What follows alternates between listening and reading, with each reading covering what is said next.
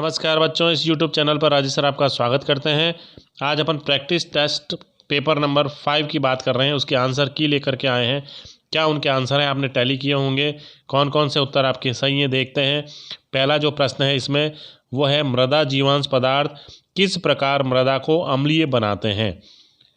तो इसका जो आंसर है उसके कई कारण हैं। पहला है, जीवांश पदार्थों के विच्छेदन से विभिन्न प्रकार के अम्ल बनते हैं जो मृदा को अम्लीय बना देते हैं, यानी उसमें अम्लीयता बढ़ा देते हैं। दूसरा, इसका जो रीज़न है, कारण है, विच्छेदन के फलस्वरूप CO2 गैस मुक्त होती है जो मृदा जल से क्रिया करके कार्बोनिक अम्ल बना देती है। इसमें H+ आयन मृदा के कणों पर अधिशोषित भस्म आयनों को प्रतिस्थापित कर देते हैं तथा स्वयं अधिशोषित हो जाते हैं। इससे अम्लता बढ़ जाती है, यानी हाइड्रोजन आयन भी क्या होते हैं, मृदा की सतह पर अधिशोषित हो जाते हैं, इससे अम्लता बढ़ जाती है। तो ये दो रीज़न है जिसके कारण जीवांश पदार्थ जो होते हैं वो मृदा में अम्लता बढ़ा देते हैं। अगला जो प्रश्न है बच्चों वो है, चूने का मृदा पर कोई 4 प्रभाव लिखिए।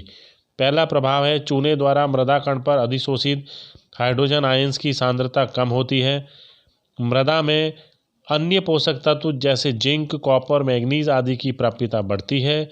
विषैले तत्व जैसे मोलिब्डेनम, बोरोन की मात्रा कम होती है और मृदा की संरचना भुरभुरी हो जाती है। अगला प्रश्न बच्चों, रिग्रेडेशन किसे कहते हैं। इससे पहले वाले टेस्ट पेपर में भी पूछा गया था इस प्रश्न को। मृदा में एक बार निम्नीकरण की क्रिया होने के बाद मृदा में पुनः क्षार एकत्रित होने लगता है, इस क्रिया को रिग्रेडेशन कहते हैं। क्वेश्चन नंबर 4, विद्युत चालकता का मापन किससे करते हैं। डेसी साइमन प्रति मीटर से किया जाता है। अगला प्रश्न, लवणीय क्षारीय मृदाएं किसे कहते हैं। वे मृदाएं जिनमें 25 डिग्री सेंटीग्रेड ताप पर मृदा के संतृप्त निष्कर्ष की विद्युत चालकता 4 डेसी साइमन प्रति मीटर से अधिक होती है तथा विनिमयशील सोडियम धनायन भी 15% से अधिक होता है और मृदा pH मान 8.5 से अधिक होता है। तो ऐसी मृदाएं जो होती हैं वो लवणीय क्षारीय मृदाएं कहलाती हैं। अगला प्रश्न बच्चों, जिप्सम की शुद्धता और महीनता कितनी होनी चाहिए। तो जिप्सम की जो शुद्धता है वो 80% होनी चाहिए और 2 mm छेद वाली छलनी से इसकी पूरी मात्रा तथा 0.25 mm की छलनी से आधी मात्रा छन जाए उतनी महीनता होनी चाहिए। यानी इसके कणों का आकार इतना हो कि इसका 80%, इसका जो 2 mm छेद जो है उस वाली छलनी से इसकी पूरी मात्रा छन जाए और 0.25 mm की छलनी से आधी मात्रा इसकी छन जानी चाहिए। इतना आकार इनका होना चाहिए। अगला प्रश्न है, कृषि में प्रयुक्त पाइराइट में कितने प्रतिशत सल्फर पाई जाती है। 22% सल्फर होती है जो कृषि में प्रयुक्त होता है उस पाइराइट में। अगला प्रश्न है, क्षारीय मृदा सुधारक गंधक की मृदा में अभिक्रिया की रासायनिक समीकरण लिखिए। यानी क्षारीय मृदा सुधारक जो होते हैं वो गंधक की मृदा में क्या अभिक्रिया होती है उसकी बात कर रहे हैं। तो गंधक जो होता है सबसे पहले मृदा में उपस्थित ऑक्सीजन से क्रिया करके सल्फर ट्राइऑक्साइड बनाता है। ये सल्फर ट्राइऑक्साइड मृदा जल से क्रिया करके H2SO4 यानी सल्फ्यूरिक अम्ल बना देता है। यह सल्फ्यूरिक अम्ल कैल्शियम कार्बोनेट से क्रिया करके कैल्शियम सल्फेट, जल तथा कार्बन डाइऑक्साइड बनाता है। यह कैल्शियम सल्फेट जो बनता है ये अब मृदा कण पर उपस्थित सोडियम धनायनों को पृथक करके या प्रतिस्थापित करके उसके स्थान पे आ जाता है। तो ये कैल्शियम क्ले बन जाती है सोडियम क्ले के स्थान पर, और सोडियम सल्फेट जो होता है वो लीचिंग द्वारा भूमि में नीचे चला जाता है। इस प्रकार मृदा के कणों पर कैल्शियम धनायनों की मात्रा बढ़ने से उसकी जो क्षारीयता है वो कम हो जाती है, क्योंकि उसमें से सोडियम धनायन हट जाते हैं जो क्षारीयता के लिए उत्तरदायी होते हैं। तो इस प्रकार गंधक की मृदा में यह अभिक्रिया दर्शाई गई है समीकरणों द्वारा। अगला प्रश्न है, पाइराइट की मात्रा की गणना किस सूत्र से करते हैं। तो ये है GR यानी जिप्सम रिक्वायरमेंट गुणा 0.85, जहाँ GR का मतलब होता है जिप्सम की आवश्यकता। जितनी मात्रा की आवश्यकता होती है भूमि में उसको 0.85 से गुणा कर देते हैं तो उतनी पाइराइट की मात्रा की आवश्यकता पड़ेगी उस भूमि के लिए। अगला प्रश्न है, किन्हीं 2 जैविक सुधारकों यानी कार्बनिक सुधारकों के उदाहरण लिखिए। पहला है प्रेस मड तथा सिरा और दूसरा है गोबर की खाद। सिरा का रासायनिक संगठन लिखिए। इसमें कार्बोहाइड्रेट जो होता है वो 60 से 70%, चूना 2%, पोटाश 4 से 5%, H2SO4 0.5%, नाइट्रोजन भी 0.5% और शेष जो होता है वो जल होता है। क्षारीय मृदाओं के उपचार हेतु प्रयुक्त खरपतवार का नाम बताइए। कटाली जो होती है एक प्रकार की खरपतवार है और इसका उपयोग जो है बच्चों वो क्षारीय मृदाओं के उपचार में किया जाता है। अगला जो प्रश्न है, ESP के आधार पर अति संवेदनशील तथा अति सहिष्णु फसलों का उदाहरण लिखिए। तो अति संवेदनशील जो फसल है वो है नींबू और नारंगी। अति सहिष्णु फसल जो है वो रोड्स घास जो होती है वो होती है। अगला क्वेश्चन है, विद्युत चालकता के आधार पर सिंचाई जल का वर्गीकरण कीजिए। तो विद्युत चालकता के आधार पर सिंचाई जल का वर्गीकरण जो है इसे 5 भागों में बांटा गया है, 5 वर्गों में, S1, S2, S3, S4 और S5। S1 जो होता है उसकी क्षारीयता का स्तर कम होता है, इसके SAR का मान जो होता है वो 10 से कम होता है। S2 मध्यम क्षारीयता वाला होता है और इसका SAR का मान 10 से 20 के बीच होता है। S3 जो होता है उसकी क्षारीयता का स्तर अधिक होता है और मान 20 से 30 होता है। S4 बहुत अधिक क्षारीय होता है और इसमें SAR का मान 30 से 40 होता है।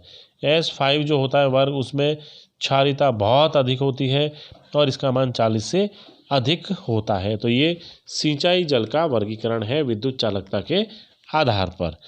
अगला प्रश्न है बच्चों, लवणीय मृदा पर अपनाए जाने वाले कोई 2 फसल चक्रों को बताइए।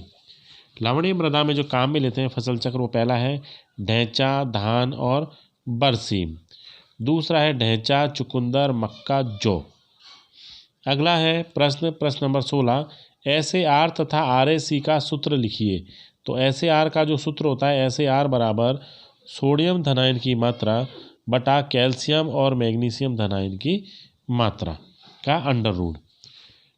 RAC का जो सूत्र है वो आपके सामने है बच्चों, कार्बोनेट ऋणायन तथा बाइकार्बोनेट ऋणायन का योग माइनस कैल्शियम तथा मैग्नीशियम धनायन का योग। इसको अगर अपन माइनस कर दें तो RAC का मान ज्ञात हो जाएगा। अगला क्वेश्चन है बच्चों, क्वेश्चन नंबर 17, RAC के आधार पर सिंचाई जल का वर्गीकरण कीजिए। तो इसके आधार पर 3 वर्ग हैं, वर्ग 1, 2 और 3।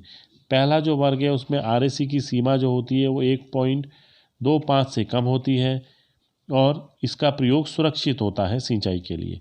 सेकंड जो वर्ग है इसमें RAC की सीमा जो होती है 1.25 से 2.5 के बीच होती है और ये सीमांत होता है, यानी हम इसका कुछ हद तक प्रयोग कर सकते हैं सिंचाई के रूप में। तीसरा जो वर्ग है इसमें 2.5 से अधिक RAC का मान होता है और ये असुरक्षित होती है, मतलब इसका उपयोग सिंचाई जल के रूप में नहीं किया जा सकता। अगला प्रश्न बच्चों, बुझे हुए चूने का रासायनिक सूत्र लिखिए। ये होता है कैल्शियम हाइड्रोक्साइड CaOH का होल ट्वाइस। पाइराइट का रासायनिक सूत्र FeS2 होता है।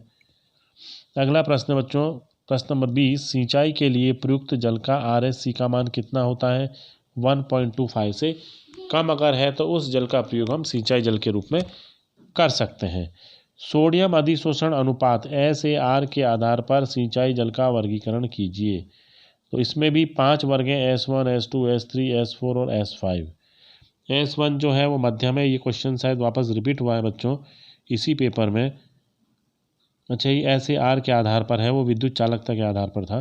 तो इसमें जो S1 है वो उसकी क्षारीयता कम है तो SAR का मान 10 से कम है। S2 मध्यम क्षारीयता वाला होता है और इसके SAR का मान 10 से 20 होता है। S3 का मतलब अधिक क्षारीयता वाला, 20 से 30 इसका मान। S4 बहुत अधिक क्षारीयता, 30 से 40 और अत्यधिक क्षारीयता 40 से अधिक होता है मान। अगला प्रश्न है, लवणीय तथा क्षारीय मृदाओं में कौन कौन सी सस्य संबंधी क्रियाएं लाभदायक होती हैं, उनके नाम लिखिए। तो इसमें पहला है लवण प्रतिरोधी फसलों का चुनाव, बीजों का उपचार, लवणीय मृदा पर फसल चक्र और खाद उर्वरकों का प्रयोग। प्रश्न नंबर 23, पाइराइट का वितरण किसके द्वारा किया जाता है? इसका वितरण Paradip phosphorus and chemical limited PPCL द्वारा किया जाता है। जिप्सम डालने का सबसे उपयुक्त समय कौन सा होता है? जून के महीने में मानसून वर्षा प्रारंभ होने से पूर्व जिप्सम को मृदा में डालने का सबसे अच्छा समय होता है। अगला प्रश्न है प्रश्न नंबर 25, क्षारीय मृदाओं की पहचान के कोई 2 चाक्षुष लक्षण लिखिए, यानी ऐसे लक्षण जो आंखों से दिखाई देते हैं। पहला है वर्षा ऋतु में जल अधिक समय तक भरा रहता है। दूसरा प्रश्न है कुछ पौधों की पत्तियों का रंग गहरा हो जाता है तथा पौधे झुलसे हुए दिखाई देते हैं, झुलस जाते हैं। तो इस प्रकार बच्चों ये पेपर नंबर 5 जो था उसके आंसर की थी आपने टैली कर ली होगी कि कितने क्वेश्चन आपके सही हैं। अगला जो पेपर है प्रैक्टिस टेस्ट पेपर नंबर 6 उसके आंसर की लेकर अपन जल्दी आएंगे। तो मेरे चैनल को सब्सक्राइब जरूर करें। चैनल नेम है chemi science with Rajesh sir. Subscribe करने पर आपको जितने भी मॉडल पेपर और प्रैक्टिस टेस्ट पेपर हैं उनकी आंसर की आपको उपलब्ध हो जाएगी। तो जल्दी से जल्दी चैनल को सब्सक्राइब करें। धन्यवाद।